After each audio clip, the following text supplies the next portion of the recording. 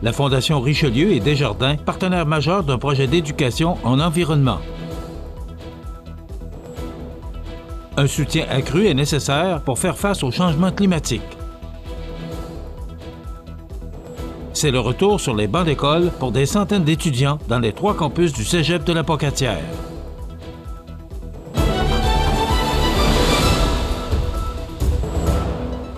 Lundi 19 août 2024. Bonjour, mesdames et messieurs, et bienvenue à votre bulletin d'information sur le réseau de télévision CMA TV. C'est jeudi matin dernier, en conférence de presse, qu'avait lieu une annonce d'un projet d'envergure directement relié avec la protection de l'environnement qui représente un montant d'investissement de plus de 200 000 $ sur 3 ans. Grâce au soutien financier principal de Desjardins, partenaire officiel du projet, le Fonds Jeunesse Environnement et Innovation s'associe à Arbre Évolution, à la Fondation Richelieu, ainsi qu'au MRC de Montmagny et de Lillet, en offrant à 6 écoles des MRC de Montmagny et de Lillet la chance d'acquérir non seulement des infrastructures vertes telles qu'une serre agro-pédagogique ou une classe verte, mais également des ateliers ludiques afin de développer leurs compétences en matière d'éducation éco-environnementale. Madame Pascale Paradis, directrice des communications des caisses des MRC de Montmagny-Lillet, nous explique les raisons de l'implication de Desjardins dans ce projet environnemental.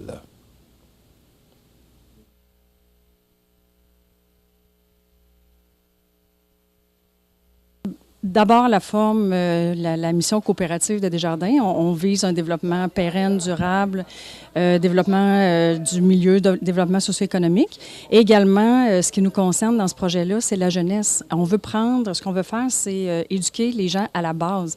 Parce que les gens, ce qu'ils nous disent, selon différents rapports qu'on a, c'est qu'ils sont prêts à changer des choses, à poser des gestes en développement durable, mais ils nous disent, on est prêt, mais on ne sait pas comment. Alors, l'éducation devient très importante dans le projet. Et pourquoi pas y aller directement avec nos jeunes, qui sont notre espoir de demain, là, tout simplement. Là. Alors, ça correspond en tout point à la mission et aux ambitions de Desjardins. Sans partenaire financier majeur, ce projet n'aurait pu voir le jour. C'est pourquoi Desjardins a investi un montant important dans ce nouveau projet étalé sur une période de 3 ans. Écoutons à nouveau Mme Paradis. C'est un montant de 75 000 $ et comme tel que tu l'as mentionné, c'est au niveau des caisses Desjardins de la MRC de Montmagny, nord de Lillet et sud de Lillet et des Hautes-Terres. C'est 75 000 $, c'est une entente triennale, 25 000 $ par année. Et évidemment, les sommes là, sont réparties sur l'ensemble des 3 écoles là, des 2 territoires. Donc, selon là, différents paramètres, barèmes, là, l'argent va être distribué équitablement dans les écoles. De son côté, la Fondation Richelieu a aussi répondu présente car ce projet rejoint en tout point les objectifs de la Fondation de par son fonds Jeunesse, Environnement et Innovation. L'objectif principal de ce projet consiste à éduquer, mais surtout à outiller les jeunes à développer des actions concrètes et une puissance d'agir face à l'environnement à l'aide de ressources qualifiées et passionnées dans des infrastructures adaptées. M. Simon Caron, responsable du Fonds Jeunesse, Environnement et Innovation de la Fondation Richelieu, nous donne les grands axes de son implication dans ce projet. La Fondation va investir 40 000 $ sur 3 ans. Et le Fonds Jeunesse Environnement, vous vous rappelez, il y avait 150 000 qui étaient réservés à différentes initiatives et projets qui venaient des écoles, qui venaient aussi d'organismes à but non lucratif. On avait approuvé déjà 13 projets en 2 ans. Et on voulait s'impliquer aussi dans un projet plus structurant. Et là, on a pris l'engagement, le comité, je ne suis pas tout seul là-dessus, là, il y a 6 membres qui siègent, 3 des entreprises, puis 3 du conseil d'administration de la Fondation. On a pris l'engagement de verser 52 000 $. Alors, est-ce que c'est à même le 150 000 ou c'est plus le 150 000? C'est à même une partie du 150 000 qui est devenu maintenant 165 000, je vous dirais. Ça ne compromet pas, je dirais, ce qu'on a dit depuis le début. On investit, il y a 13 projets qui ont été supportés, on continue, puis il va nous rester au moins une enveloppe de 60 000 pour les 2 années à venir.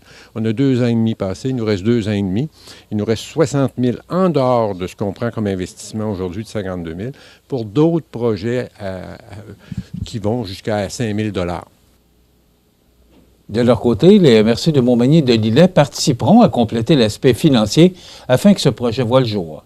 Rappelons que ce projet permettra aux écoles candidates de profiter d'une infrastructure et d'animation visant un apprentissage actuel guidé par des expériences réelles, principalement à l'extérieur des murs de l'école.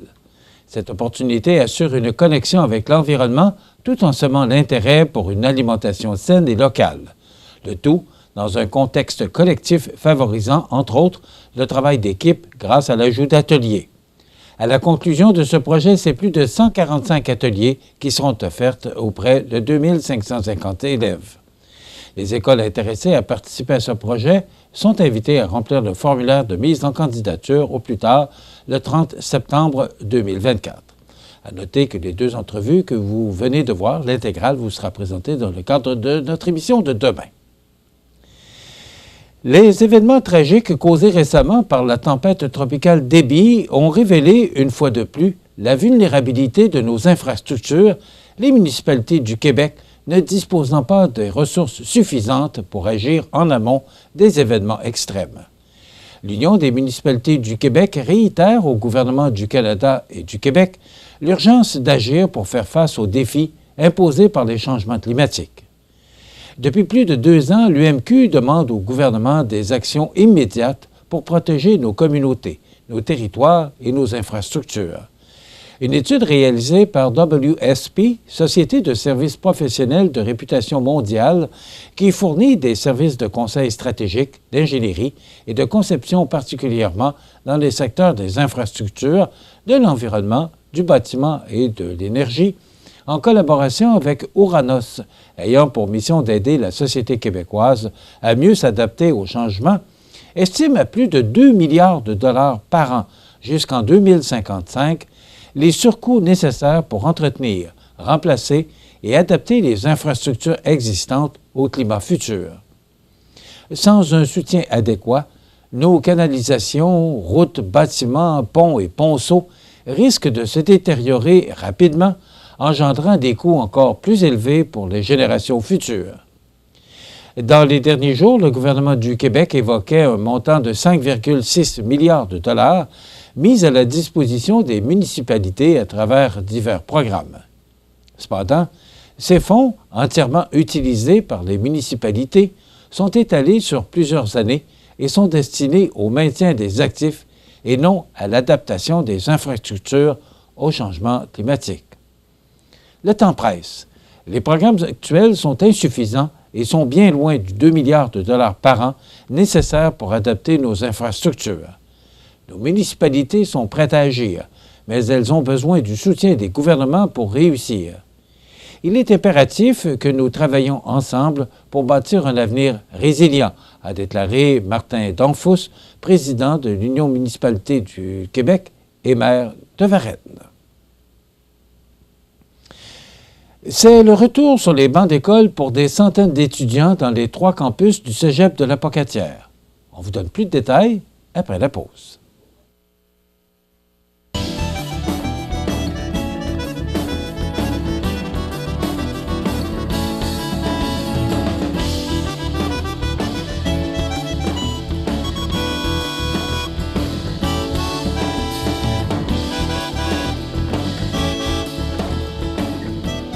Le Carrefour mondial de l'accordéon du 30 août au 1er septembre à Montmagny en Chaudière-Appalaches. Billets en vente sur le site accordéonmontmagny.com. Bonjour, je m'appelle Megan. J'adore la natation, la gymnastique et la bicyclette. Parfois, je dois faire les choses différemment. C'est l'association des amputés de guerre qui me donne les prothèses dont j'ai besoin pour faire mes activités préférées. Tout ça est possible grâce à la générosité du public. En donnant aux amputés de guerre, vous aidez les enfants amputés comme moi.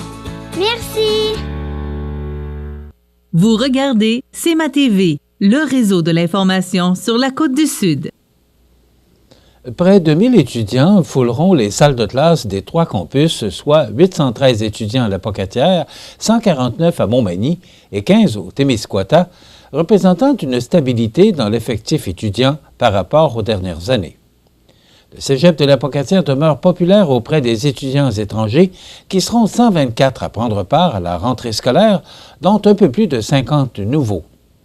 De son côté, la formation continue poursuit sa forte croissance avec plus de 472 étudiants inscrits à l'un ou l'autre de ces programmes, menant à une attestation d'études collégiales, une AEC. Ce nombre représente 50 du nombre d'étudiants à la formation continue du Cégep de la Pocatière en 3 ans. Au cours des derniers jours, le personnel du Cégep de la Pocatière a été accueilli par le nouveau directeur du Cégep, Steve Gignac.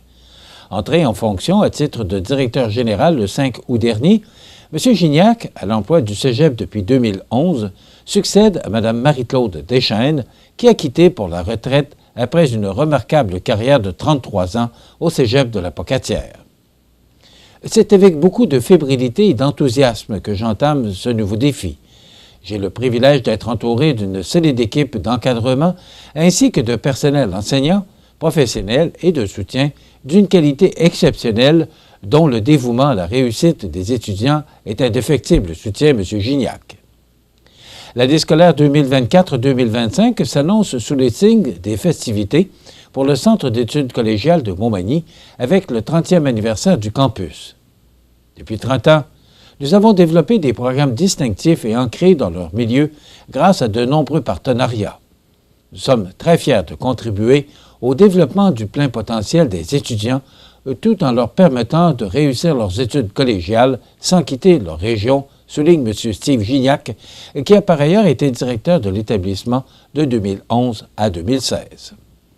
À la Pocatière, face à la problématique de logement étudiant connue au début de l'été, le Cégep tient à remercier la communauté pour avoir répondu à son appel de recherche de logement étudiant et pour avoir permis de proposer une solution. Finalement, au Témiscouata, un plan de développement sera déployé pour augmenter l'effectif étudiant. Les sports, présentés par Groupe Corriveau, entrepreneur électricien et plomberie, un appel, 4 services. Groupe Corriveau à Montmagny, 88 248 8992, votre solution. Vous avez des projets de construction ou de rénovation? Pensez Groupe Corriveau, entrepreneur électricien et plomberie. Un appel, 4 services, 88 248 8992, Groupe Corriveau à Montmagny ou groupecorriveau.com. La solution pour du travail bien fait. Au sport, le club de baseball senior de Montmagny a remporté le dernier match de la saison disputé en fin d'après-midi dimanche au parc Marcel Desjardins. Le club Toiture Pro Le Mieux Pro Mutuelle Assurance a défait ses adversaires, le Polycar de Sainte-Marie, par le compte de 11-1 en 5 manches et remporte, par la même occasion, le championnat de la saison pour une 2e année consécutive. Dès la première manche, le club local s'est imposé avec plusieurs coups sûrs leur permettant de s'inscrire rapidement sur le tableau.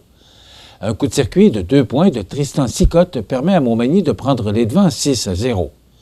François Gagnon et Jimmy Bryan terminent la soirée avec 2 coups sûrs.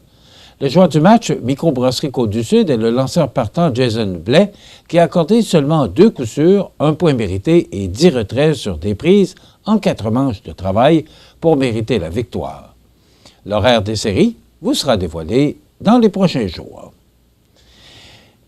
Voilà ce qui complète le régional pour aujourd'hui, en ce lundi du 19 août 2024 sur le réseau d'information CMA-TV, le média le plus regardé et le plus suivi sur la Côte-du-Sud. Pour d'autres nouvelles, suivez-nous sur cmatv.ca. Restez avec nous dans un moment, les prévisions de la météo. Voilà, c'est tout pour l'instant.